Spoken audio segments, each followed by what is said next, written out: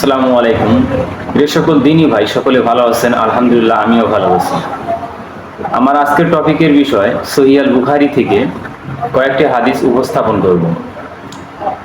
শুরুতে অধ্যায় নম্বর 20, হাদিস নম্বর 28, বিষয় সালাতের প্রচলন করা ইসলামের শামিল। তবে এই হাদিসটার উপর কিন্তু যথেষ্ট পরিমাণ গুরুত্ব দিতে বলা হয়েছে। আম্মার রাদিয়াল্লাহু আনহু বলেন, তিনটি গুণ যার মধ্যে রয়েছে সে ঈমানের পূর্ণ স্বাদ পেয়েছে এবং পূর্ণ স্বাদ আস্বাদন করেছে। নাম্বার 1, নিজের থেকে ইনসাফ করা, বিশ্বে সালাতের প্রচলন ঘটানো বা এই সালাতের প্রচলনটা প্রচার প্রসার করা, অভাবগ্রস্ত সময়েও দান করা। আব্দুল্লাহ ইবনে আমর রাদিয়াল্লাহু আনহু থেকে বর্ণিত, এক ব্যক্তি রাসূল সাল্লাল্লাহু আলাইহি সাল্লামকে জিজ্ঞাসা করলো, ইসলামের কোন কাজ সবচেয়ে উত্তম? তিনি মুহাম্মদ সাল্লাল্লাহু আলাইহি সাল্লাম বললেন, তুমি লোকদেরকে খাদ্য খাওয়াবে ও চেনা অচেনাকে সালাম দেবে। এই হাদিসের মান সহিহ।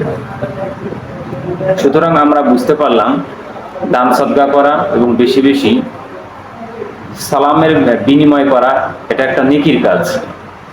এতে করে ইসলামের একটা অর্থ মানুষের অমুসলিমদের কাছে প্রচার করাও সম্ভব হয়ে থাকে, বিশেষ করে মুসলিম এবং পাশাপাশি অমুসলিমদের কাছেও পৌঁছাবে। এবারে অধ্যায় নম্বর 21, হাদিস নম্বর 29, বিষয় স্বামীর প্রতি শুকরিয়া না আদায় করা। এক কুফর অন্য কুফর থেকে ছোট। ইবনে আব্বাস রাদিয়াল্লাহু আনহু বলেন, নবী সাল্লাল্লাহু আলাইহি সাল্লাম বলেছেন, আমাকে জাহান্নাম দেখানো হয়, আমি দেখি সেখানে বেশিরভাগ সংখ্যায় নারী, কারণ তারা কুফরি করে তার স্বামীর সাথে।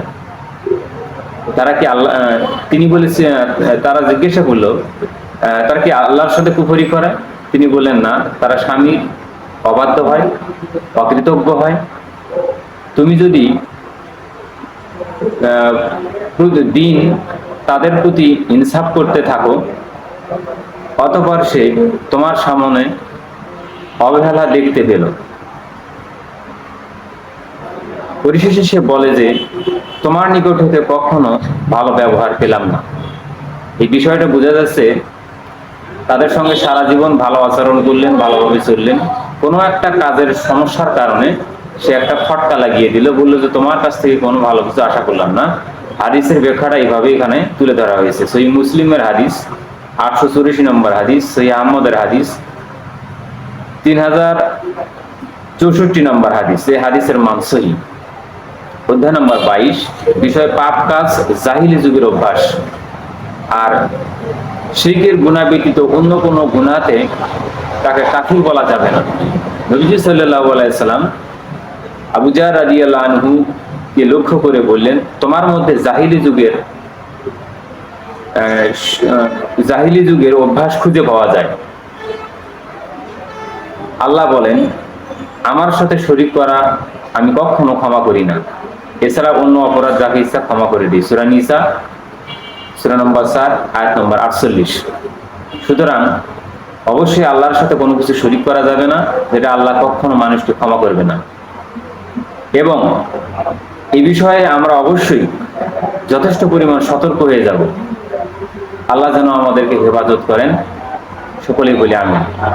আমার এই চ্যানেলে যারা নতুন দর্শক হয়ে থাকবেন তারা অবশ্যই আমার চ্যানেলটিকে সাবস্ক্রাইব করবেন। সকলকে আমার সালাম, আসসালামু আলাইকুম।